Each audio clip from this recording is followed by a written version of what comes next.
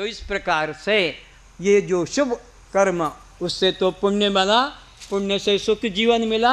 अब ये अशुभ कर्म के ऊपर बता रहा हूँ कि पत्नी को मारना, सताना, यौतुक लेना, गर्भपात करना, निर्दोष प्राणियों को सताना, रुलाना, इस प्रकार का ये जो जीवन में कर्म किया है, ये 100 जन्मों का तैयार कर लिया। शुभ कर्म भी 100 जन्मों का तैयार होता है और अशुभ कर्म भी। और ये 100 जन्म की ट्रेन लेकर चली और उस अशुभ कर्म से पाप बना और ये उसके वृक्ष हैं। ये क्यों में खड़ा है, छोटा, अभी अभी ताज़ा, ये पहले जन्म का, ये और पहले जन्म का, और उसमें से जो पकने को मिला वो भी एक शरीर।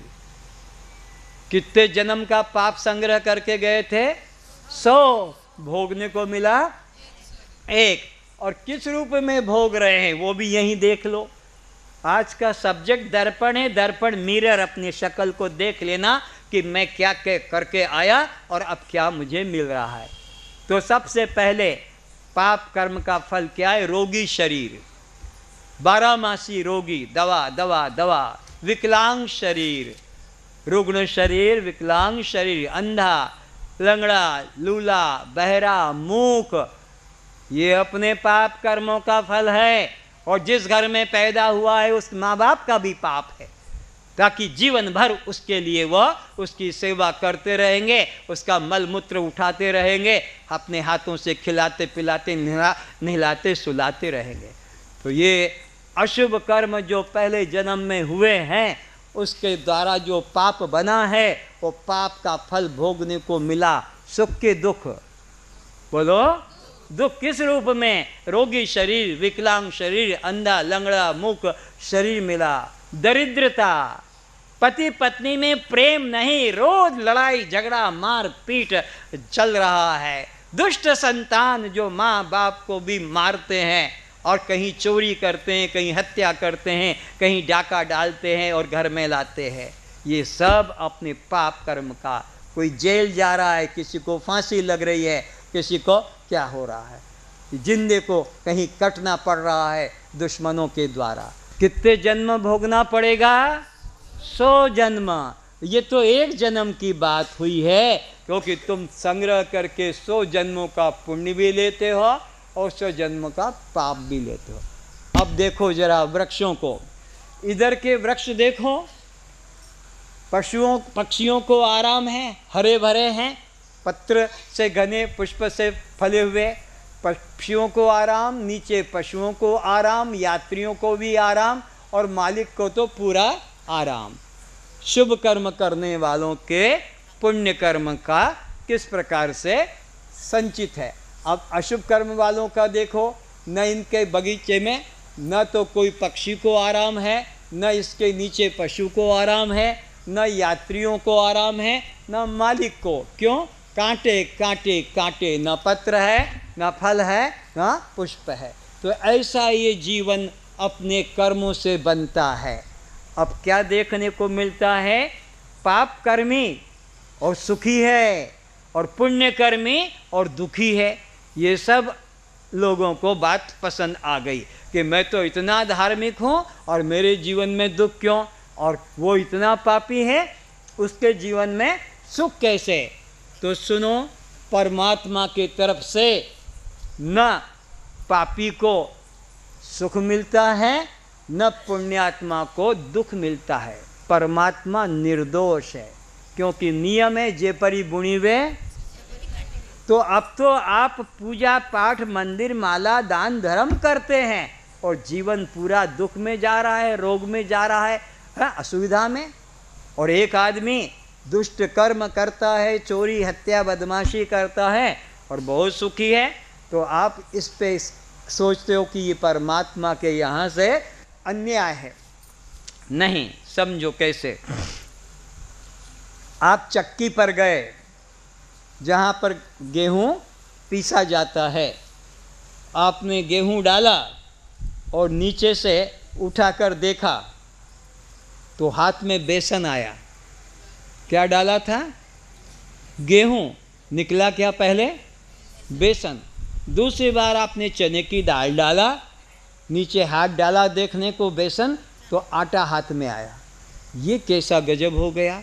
डालता हूँ गेहूँ, पहले हाथ में बेसन आता है, डालता हूँ चने की दाल और पहले हाथ में आता है आटा। ये कोई जादूगिरी नहीं कि कोई उस चक्की मशीन का तुम्हारे प्रति राग द्वेष नहीं। क्यों हुआ? जो पहले डाला था वो पहले निकलेगा, और जो बाद में डाला वो, तो गेहूं तो अभी डाला है, तुम्हारे पहले उसमें चना पड़ा था तो वही पहले पिस के बाहर आएगा। और अभी तुमने इधर चना डाला है अभी, लेकिन पहले से उसमें गेहूं पड़ा था तो वो आटा पहले आएगा, चना तो पिस के बाद में बेसन बनेगा। तो ये बात समझ में आ गई ना। चक्की ने तो कुछ गड़बड़ नहीं की ना, चक्की वाले ने भी कुछ गड़बड़ नहीं किया, तो वो परमात्मा भी गड़बड़ नहीं करता है। तुमने जो पहले शुभ कर्म किया था वो आज भोगने को मिला है, और अभी अशुभ कर्म कर रहे हो तो इसका फल आगे मिलेगा। अभी का बोया हुआ अभी कोई फल देता है? अरे कोई 2 महीने में, कोई 5 महीने में, कोई साल भर में, कोई 10 साल में। तो ऐसे ही हमारा पहले जन्म का जो पाप कर्म है वो अभी भोगने को मिल रहा है। लेकिन हम तो दान धर्म पूजा पाठ मंदिर गुरुद्वारा करते हैं। लोग क्या कहते हैं, देखो देखो मैं तो इतना धर्म कर्म करता हूँ। ऐसे लोग कहते हैं, हे प्रभु मोर कहते परीक्षा नेबे कौन, मुँह सबू एकुटिया पाप करी थी लिखो, तो वो तो उसने पाप किया है क्या? तेरे जीवन में आया है तो तूने किया है। लेकिन लोग कह रहे हैं मुँह किच्छे करे नहीं। तो फिर भगवान तो तुम्हारे घर में आकर कुछ करेंगे। तुम्हारे खेत में जो भी पैदा होगा वो तुम ही तो बो रहे हो। समझ लो तुमने अपने बच्चे को एक कैमरा दे दिया, 5 साल का बच्चा है, जिधर जाता है फ़ोटो खींचता है, बढ़ते बढ़ते वो 50 साल का हो गया, और जब देखने लगा, अरे ये कैसे होगा, ये मैंने तो नहीं किया, ये तो मैंने नहीं किया। और तूने नहीं किया तो तेरे कैमरे में फ़ोटो कहाँ से आया? तू भूल गया, तू फ़ोटो खींच कर और भूल गया, वो तो तूने जो भरा है वही निकलेगा। तो आज हमारे जीवन में जो भी निकल रहा है हम ही ने भरा है, ये और किसी देवी देवता ने तुमको लाकर नहीं दिया। तो अब फिर से इधर देखो, शुभ कर्म करते हो पुण्य भोगते हो, फिर शुभ कर्म करते हो पुण्य भोगते हो, पुनरपि जननम पुनरपि मरणम पुनरपि जननी जठेक्षण। अशुभ कर्म करते हो पाप भोगते हो, अशुभ कर्म करते हो पाप भोगते हो, ये क्रम चल रहा है। तो इसको अब है बंद करना है। तो कैसे बंद होगा? अगर हम इन कर्मों को भोगते रहेंगे तो एक दिन खत्म होंगे कि नहीं होंगे? बोलो। बिल्कुल नहीं होंगे, क्योंकि भोगने को तो एक शरीर लाते हो, और एक शरीर के कर्म को भोगते भोगते आगे के लिए 100 जन्मों का फिर संग्रह करके जमा कर देते हो। तो अब एक भोगा तो कितने रह गए? 99। और एक भोगने के साथ साथ 100 और संग्रह करके ले गए, तो उधर खेत में हो गया 199। फिर भोगने को एक लाए, उधर बैलेंस हो गया 198। और एक भोगने को आए फिर 100 जन्म का ले गए, तो वहाँ जाकर हो गया 298। एक भोगने को लाए, बैलेंस रह गया 297। और जब भोगने को आए एक, फिर 100 जन्म का ले गए तो 397। तो हर जन्म में तुम्हारा संचित वृद्धि होती जा रही है। आपको पता ही नहीं चल रहा था इस बात का। हर जन्म में 100 जन्म का तुम कर्म संग्रह करके ले जा रहे हो, और भोगने के लिए तो एक शरीर में एक ही शरीर का भोग पाओगे। एक शरीर में तुम कितना भोग पाओगे? एक ही का तो भोग कर पाओगे। एक समय में एक ही स्त्री का, एक ही भोजन की थाली का, कि एक ही फल का सेवन करोगे। तो इस प्रकार ये भोग कर खत्म नहीं होंगे। इधर से भी वही बात है, ये भी पाप भी बढ़ते जा रहे हैं और पुण्य भी। इसको कहते संचित, और संचित भी कितने हैं? अनंत। समुद्र की बाली का कण कण चाहो तो गिन लेना, लेकिन जीव का संचित कर्म गिना, क्योंकि अनादिकाल से ये आ रहा है। और अनादिकाल का मतलब है जिसका कभी शुरुआत नहीं हुई, जो सदा सदा से चला आ रहा, उसको कहते हैं अनादि। तो जीव के संचित कर्मों को गिना नहीं जा सकता और हर जन्म में बढ़ाता ही जाता है। अच्छा, और एक तरीका निकालते हैं। अगर हम यहाँ कुछ करना बंद कर दें तो फिर संचित में जाएगा नहीं, और उधर से जो आएगा उसको भोग कर खत्म कर लेंगे। तो ऐसा भी नहीं हो सकता कि शरीर धारण किया हो और बिना किए तुम रह सको। बिना किए कोई जीव एक क्षण भी नहीं रह सकता। कोई योगी, यति, सन्यासी, जीवन मिला है तो कर्म होगा, चाहे शुभ होगा कि अशुभ होगा। बिना कर्म किए तो कोई न ही कश्चित क्षणमपि जातु तिष्ठति कर्मकृत। भगवान गीता में 3 अध्याय में कहते हैं कोई एक भी जीव बिना कर्म किए तो रह नहीं सकता, और कर्म करता तो 2 ही। तो हम शुभ कर्म करें कि अशुभ कर्म करें, वह होगा ही। बिना कर्म किए कोई जीव एक क्षण को भी रह नहीं सकता। अब कैसे फिर छूटे? शुभ भी होगा अशुभ भी होगा, संचित में जाएगा फिर भोगने को मिलेगा, फिर कर्म होगा शुभ या अशुभ फिर संचित में जाएगा। आखिरकार कैसे छूटे? तो अब एक रास्ता निकलता है। कोई गुरु की कृपा हो जाए तो क्या करे? इसमें आग लगा दे, इस खेत में आग लगा दे, तो जन्मों जन्मों का जो भी है भस्म हो जाएगा। और अब ये भी जो इधर से ले जाओगे वहाँ आग लगा दी तो वो भी साथ साथ पुड़ता चला जाएगा। जब खेत में आग लग गई तो फिर तुम जो भी उसमें डालोगे वो भी जलता जाएगा। तो ये सब जलकर भस्म हो जाएंगे, ये भी जलकर भस्म हो जाएगा और यह भी जलकर भस्म हो जाएगा। किसके द्वारा? ज्ञान अग्नि के द्वारा।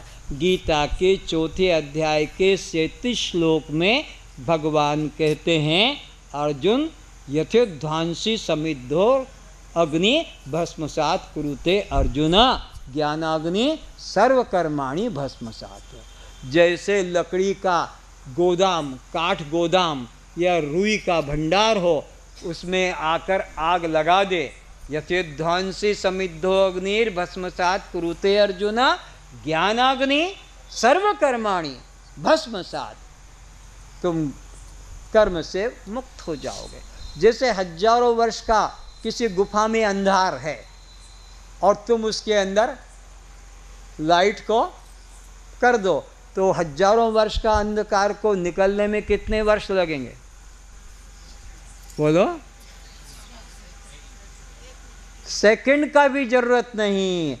प्रकाश के सामने अंधकार की सत्ता ही नहीं है। तो ऐसे ही परमात्मा के सामने पाप की भी सत्ता, कितना कितना पाप क्यों न किया हो, पृथ्वी पर जितने जितने पापी हैं उससे ज्यादा पाप भी तू अकेला कर लेगा तो भी कृष्ण कहता है तुझे ज्ञान नौका पर बिठाकर मैं निस्संदेह भव सागर से पार कर दूंगा।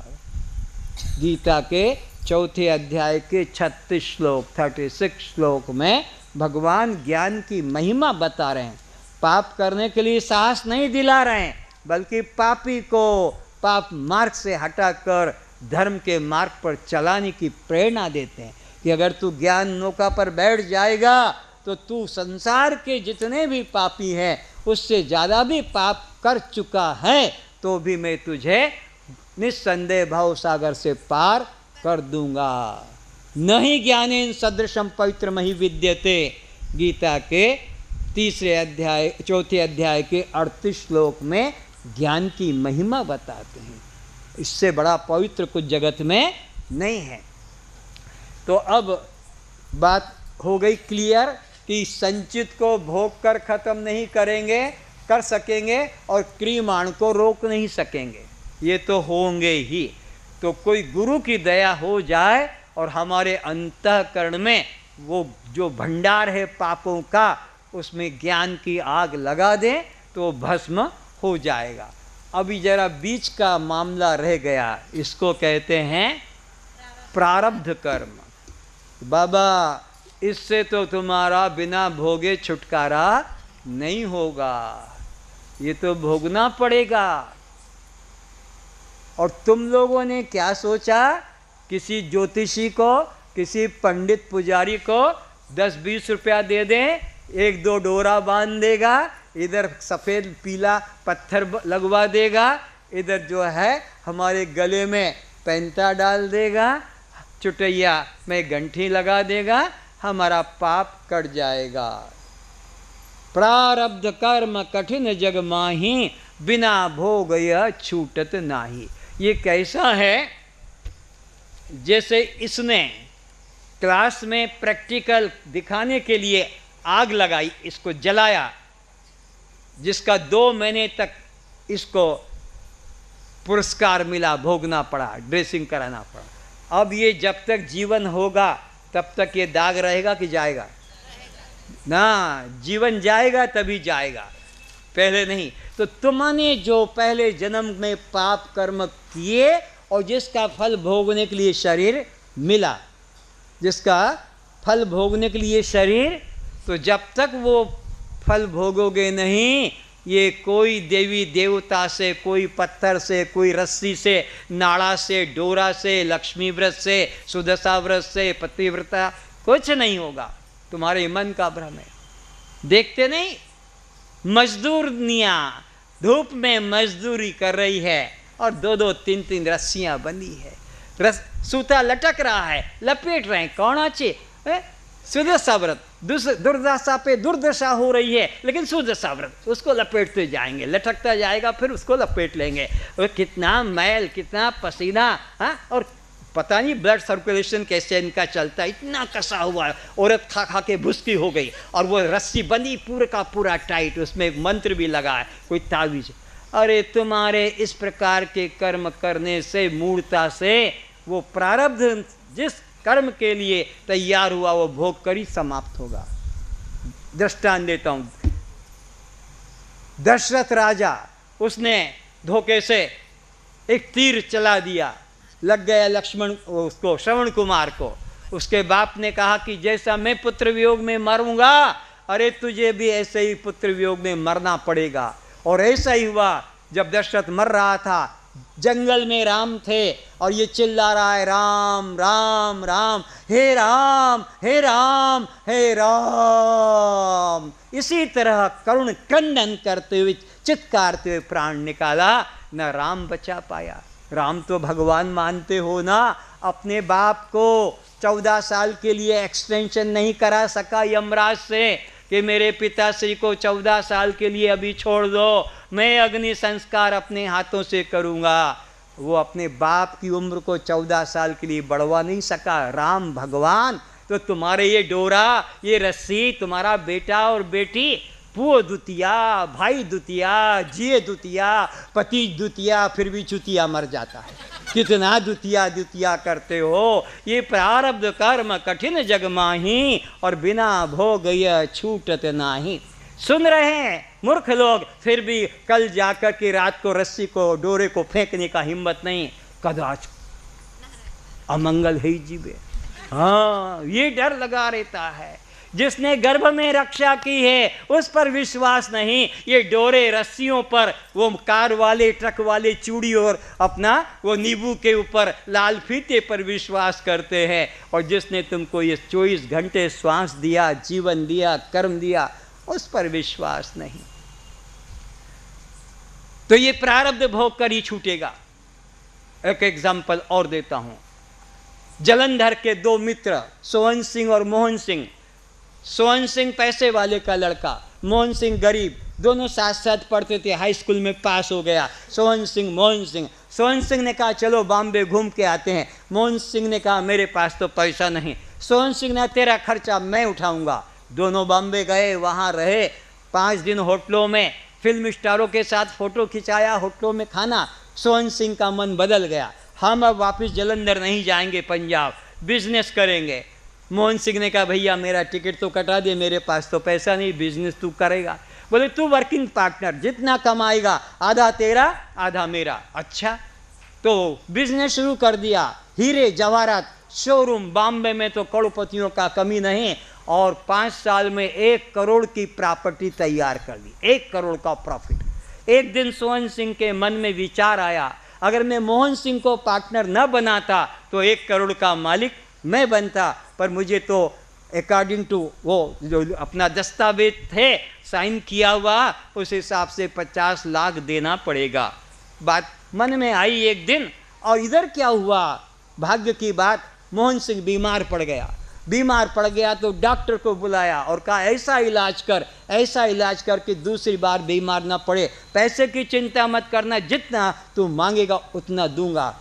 और उस डॉक्टर का बिल्कुल मैं ऐसा ही इलाज करता हूँ, और इलाज शुरू कर दिया, और 1 महीने में मोहन सिंह का वो जो रक्त है वो पानी हो गया और मर गया। अब अकेला रह गया बॉम्बे में सोहन सिंह, अपनी 1 करोड़ की प्रॉपर्टी को इकट्ठा करके जलंधर में अच्छा बढ़िया मकान बना लिया, 5 मंजिले का 5 स्टार, और इस तरह से होलसेल का बिजनेस, ट्रक माल आते हैं जाते हैं। शादी कर ली, 1 साल के बाद बच्चा हो गया।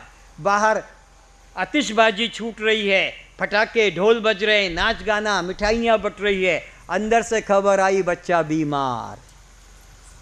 3 शिफ्ट डॉक्टरों की, सुबह से 2 बजे तक, 2 बजे से 8 बजे तक, और सुबह तक 3 डॉक्टर। लड़का 10 साल का हो गया।